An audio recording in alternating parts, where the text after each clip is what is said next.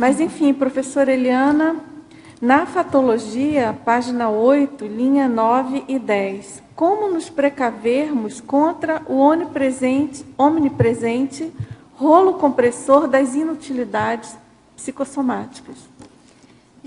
Essa talvez seja, vamos dizer assim, um mote, né, a principal questão desse verbete, seja essa ideia. O quanto as tolices afetivas, né, ainda, ou seja, esse rolo compressor, essa verdadeira avalanche que a gente recebe aí por todos os meios e mídias, ainda nos seduzem, nos obnubilam e nos desviam, né, dos investimentos mais prioritários da autoevolução. Então, quando você não tem priorização, quando você não tem uma proexis, né, definida, um projeto de vida estabelecido, uma meta onde você quer chegar, as questões que você quer resolver consigo próprio, né, trabalhar o seu temperamento, seus aspectos, você não está engajado, imbuído, né, de uma meta maior dentro das tantas possibilidades, né, dentro da conscienciologia ou, né, da sociedade em geral, pelas causas, né, mais evolutivas que tem aí lá fora também, aí você se perde, né, você corre um grande risco de se perder. Eu estava lendo até algum material, preparando aqui para a apresentação, um trecho da Alice, em Empresas Maravilhas, que ela pergunta para o gato, que caminho devo seguir? E o gato diz, para onde você quer ir? E ela diz, eu não sei. Aí ele diz, então qualquer caminho serve. Né? Então, barco à deriva pode dar em qualquer lugar. Então, o ponto principal é esse, você vai ser comprimido por esse rolo compressor se você se deixar, né, levar nessa onda, nessa maré, nesse mar, de bobagens, de tolices, e não fizer esse processo de seleção, de posicionamento, né? Para isso aqui, não tem mais tempo, não tem mais cabeça, não vou botar mais tempo, dinheiro e energia em algumas coisas que não vão dar em nada.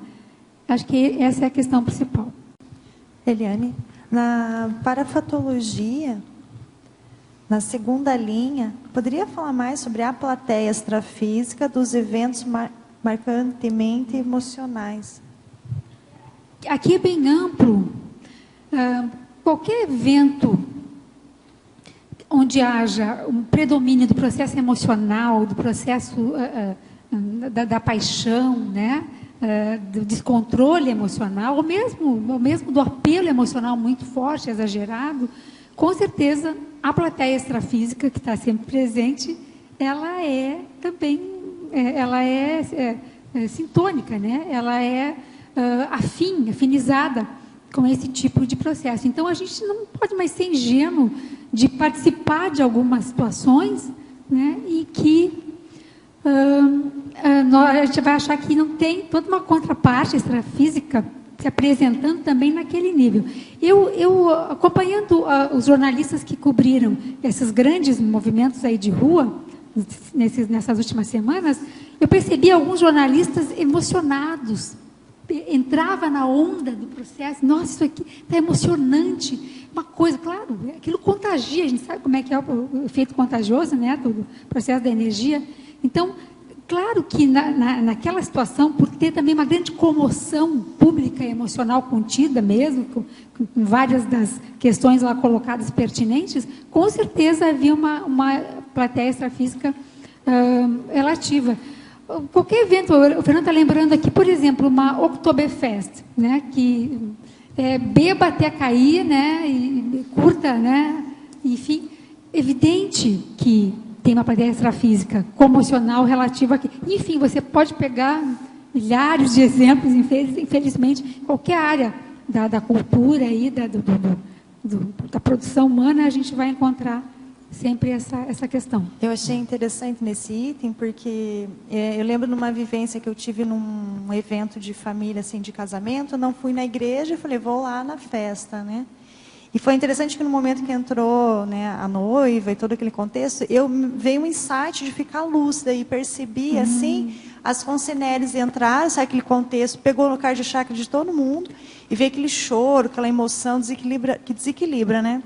E eu consegui, assim, me afastar um pouco da emoção e observei aquilo, fiquei, assim, um pouco assustada de ver abaixou a lucidez de todo mundo e o roubo energético. Então, foi uma vivência, assim, sabe de quando se sobrepaira a situação? E foi um insight que eu tive na hora. Não sei como que eu consegui fazer isso, mas foi bem interessante ver todo mundo emocionando e chorando. Interessante. E a baixa lucidez foi um negócio bem forte, assim, porque todo casamento tem isso, né? Tem. Mas perceber esse extrafísico atuando foi algo, assim, bem interessante. Parapedagógico, didático. Que eu acho que tem a ver com isso que se colocou. Com certeza. O seu exemplo é formatura. Gente, a gente vai em formatura, né? Quando a gente é obrigado aí, assim, da família. E também é algo que, né, às vezes é muito chato. Às vezes o processo, eu já senti isso, Rosângela, o processo comocional vai chegando, daqui a pouco você tem vontade de chorar, não sabe nem por quê, você não tem nada a ver, sabe? Tem nada, né? Pai e mãe sempre chora, mas enfim, é forte. E pega, e arrasta. Se você não ficar, né, lúcida como você ficou aí, arrasta mesmo. A gente entra e é um banquete, né, para as concessionárias. Eu achei interessante o aprendizado, assim, porque as pessoas depois, assim, elas estavam aparentemente felizes com aquela emoção, mas eu achei tão esquisito, assim, ser incoerente, entendeu? Ao mesmo tempo foram roubados energeticamente, a lucidez lá para o chão, e depois aquela felicidade, assim, mas uma felicidade doentia de ter se emocionado, sabe? Um negócio muito confuso. E estar de longe conseguindo vivenciar isso foi uma experiência muito rica, assim, de estar um pouquinho mais com lucidez. Agora, o contraponto que eu achei esquisito é depois ter não é bem um bem-estar íntimo, né, de lucidez, mas tinha um bem-estar íntimo dessa comocionalismo, um negócio esquisito, assim. Eu não entendi esse contexto, sabe? Pois é. E se a gente perceber, é muito comum depois desse tipo de festividade as pessoas estarem exaustas, cansadas, né? E às vezes as pessoas pensam que é só pela questão da festa, enfim, mas quanto desse processo não foi exatamente pela drenagem, né, energética que a pessoa sofreu, ou dá aquela baixa, assim, a pessoa entra naquele pico de euforia, depois vem a baixa, né? Ela se sente às vezes até melancólica. Então é complicado essas comemorações, essas festividades, assim, com apelo, que eu cito também, emocionais, psicossomáticos, é muito sério, envolve muita coisa e a gente entra, às vezes, sem a lucidez que você teve para ficar fora, né, disso e, inclusive, até ter um aprendizado interessante. Sobre o título Tolicionária Afetiva, a minha pergunta é sobre a difinologia. Sim. Assim, a gente percebe que a dupla evolutiva, ela se concretiza não tão na adolescência. Parece que ali tem essa definição aí que se dá e que é mais tarde que concretiza a dupla evolutiva. Como você vê um resgate kármico? Faz uma ligação entre... Olha, Bernadette, eu não entendi tua pergunta. Em termos da definição... o emocionalismo, o sentimentalismo, o romantismo, da idade dos 18 aos 25, né? E depois se concretiza uma dupla evolutiva lá para os 40 ou 45. Qual a relação que você faz? Olha, isso não é regra, né? Porque a gente vê duplas evolutivas aqui bem constituídas, muito jovens. Então, talvez seja assim a sua experiência ou como você vê. Mas isso não bate. O que eu me refiro aqui não é basicamente a questão pensando na dupla evolutiva, mas de todo o tipo de apelo emocional, o tipo de postura dentro daquele processo do mito do amor romântico mesmo, como tem o verbete professora Adriana Lopes com esse título. Quando as relações, o relacionamento afetivo vai por essa linha do tolicionário, aí eu coloquei lá isso bem claro na argumentologia, na página 11, por exemplo, no item 4, indústria das núpcias, a indústria do dia dos namorados, a indústria do turismo romântico, é nesse sentido, né, de que o relacionamento afetivo também virou uma grande mercadoria extremamente lucrativa.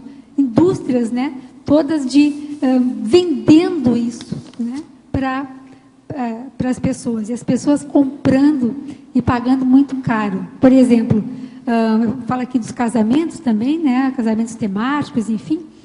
Hoje, a gente está vendo, está sendo quase normal, entre aspas, casamentos de 2 a 3 milhões de reais, o custo do casamento. Agora, ontem, hoje, na mídia, teve um casamento no Rio de Janeiro, que o casamento foi meio que interrompido por um protesto na rua, enfim, uma moça, filha de um homem muito rico, lá, um empresário muito rico, neta, empresário muito rico do Rio de Janeiro, e assim meio que tirou o glamour da festa dela, vamos dizer assim, a manifestação feita em frente ao Copacabana Palace, onde estava acontecendo a festa.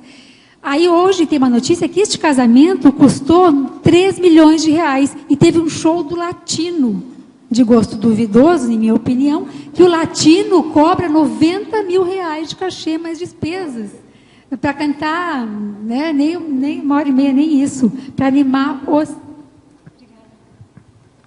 Obrigada, Fabiana. Os microfones hoje estão... Então, né, você vê, é nesse sentido, né, que eu destaco, né? Nesse sentido que eu destaco que as relações também, elas podem, né, entrar nesse processo do tolicionário. A questão do Dia dos Namorados, eu coloco aqui a questão às vezes a gente vê outdoors, né?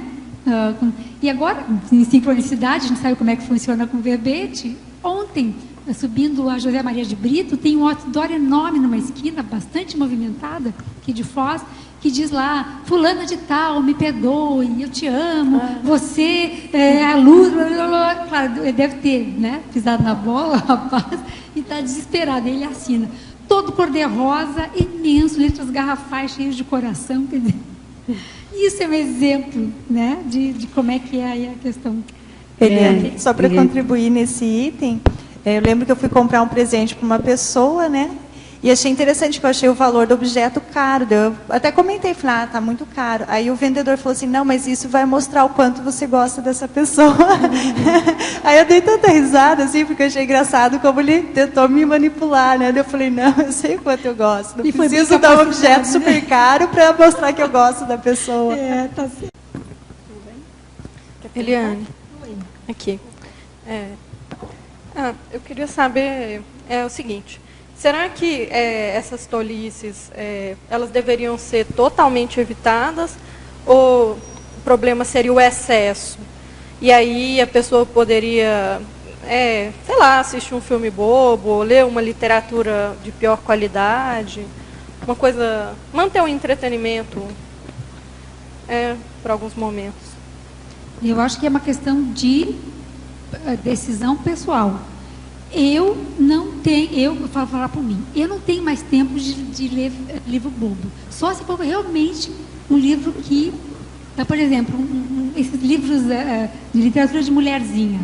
Gente, eu não tenho tempo para ler 50 tons de cinza, mesmo que tenha vendido 2,8 milhões de cópias no Brasil e todo mundo leu. Bom, todo mundo entre aspas, né? Todo mundo entre aspas. E eu não tenho tempo, sabe? Eu tenho muitas outras coisas que eu estou deixando de ler que eu preciso, por tanto trabalho que a gente tem, né? Por tantas atividades. Aí, só no meu voluntariado, que hoje eu felizmente só me dedico, né, full time ao voluntariado na Conscienciologia. Então, eu abro mão. Aí cada pessoa vai ter que avaliar. Agora, tem algumas coisas que, para mim, é prioritário. Eu não vou perder tempo com esse livro. Agora, às vezes, eu preciso fazer uma desacina, uma higiene, né, mental, consciencial, e assistir um filme divertido, uma comédia, uma bobagemzinha, né, lá, máximo meia hora, um programa de humor, num canal, numa TV a cabo, né. Claro, sem ser um programa, eu não aguento assistir um programa apelativo, aqueles programas de duplo sentido, aquela coisa de baixo nível, não dá. Isso aí não me faz higiene consciencial nenhuma, pelo contrário. Mas vai de cada pessoa. Agora, eu penso que tem coisas que valem mais a pena, né? A gente está perdendo tempo consumindo, mas cada um vai ter que avaliar. Essa é a minha realidade. Por exemplo, eu mudei para Foz do Iguaçu, eu fui mudando para Foz do Iguaçu em 2010, e a gente assinou uma TV a cabo que não pega Globo, não pega a TV Globo. E então, fazem 3 anos que eu não assisto TV Globo. E é possível viver, digo para vocês, a gente vive, sobrevive, sem assistir a Globo. Eu não sei nada de novela nenhuma, de coisa nenhuma da Globo. Às vezes sinto falta de algumas coisas, eu, claro, supro o jornalismo, eu supro até com canais de muito melhor qualidade, né, mais profundidade do que a Globo, mas é possível. E hoje, sinceramente, eu não assisto mais nenhum canal de TV aberta. A pouca TV que eu assisto, por falta de tempo, eu gosto de televisão. Né? Eu sou da área da comunicação também, eu gosto muito de televisão, filme, nossa, isso é tudo de bom. Mas cinema, bons seriados, enfim, mas não estou dando tempo para isso, porque eu estou colocando tempo em coisas que eu acho mais importantes. Né? Então, da pouca televisão que eu não vejo mais canal aberto, porque tem muito lixo. Né? Tem coisas assim que são assim, aviltam a dignidade humana, né? Tem programas assim que expõem, principalmente a mulher, né? De um jeito que, gente, não dá. Eu não tolero. Posso assistir 5 minutos para saber, está acontecendo, puxa, vamos, né? Tô sabendo, vamos ficar crítico com isso. Mas consumir aquilo, eu não consumo. Mas aí você que vai ter que avaliar. Essa é a minha realidade, a minha experiência. Um comentário.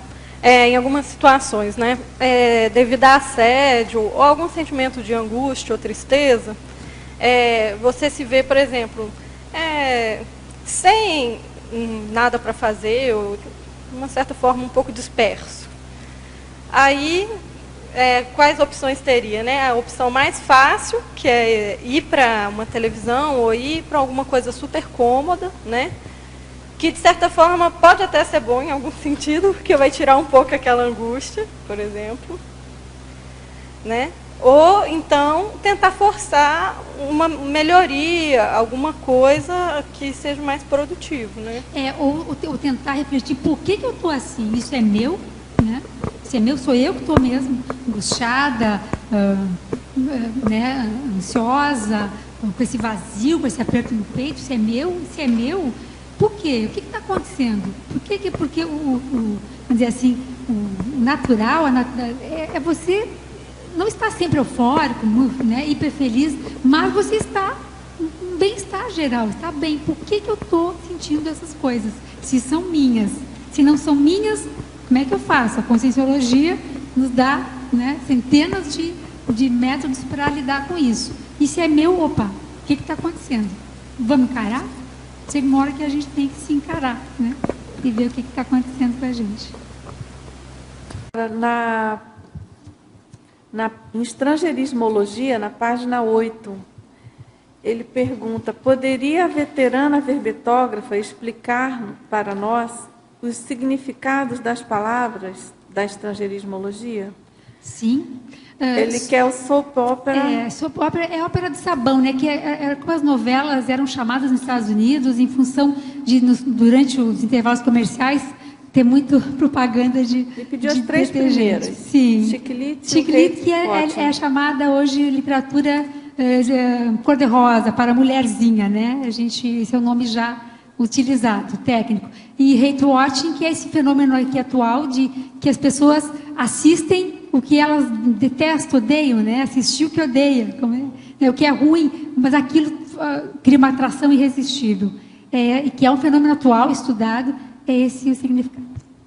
Agora, gostaria que explanasse sobre os 2 itens da exemplologia: os efeitos na educação do jovem e os processos evocativos baratrosféricos. Da exemplologia, né? Isso, exemplologia. Então, a gente tem aí todo um rol de filmes, né, para essa faixa etária sobre iniciação afetiva e sexual durante festas de arromba. É um exemplo. Eu já vi, né, até por ter um filho adolescente, e agora já saindo um pouco da adolescência, esse tipo de filmes sobre a questão da iniciação afetiva e sexual, tratada de uma forma grotesca, geralmente durante as festas de arromba que aparecem nos filmes. Tem uma série deles. E o literário, e esse fenômeno dessas trilogias românticas, com esses personagens bizarros, freaks, né? Vampiros, lobisomens, anjos, enfim. Impressionante o consumo disso. Isso aí virou filme, na minha opinião, de péssima qualidade, porque já, né, a literatura... E assim... baratrosférico, né, gente? Tem toda uma história romântica que permeia, bacana, enfim, mas é muito baratrosférico todo esse processo. E os jovens, enfim, não só jovens, né, eu via pessoas bem maduras lendo toda essa trilogia de livros aí sobre os vampiros, né, da trilogia do Amanhecer lá. Essa ideia, dá 2 exemplos de como isso aí está muito presente, né, e no que principalmente as gerações, né, mais novas, os adolescentes, quase crianças ainda, consomem isso.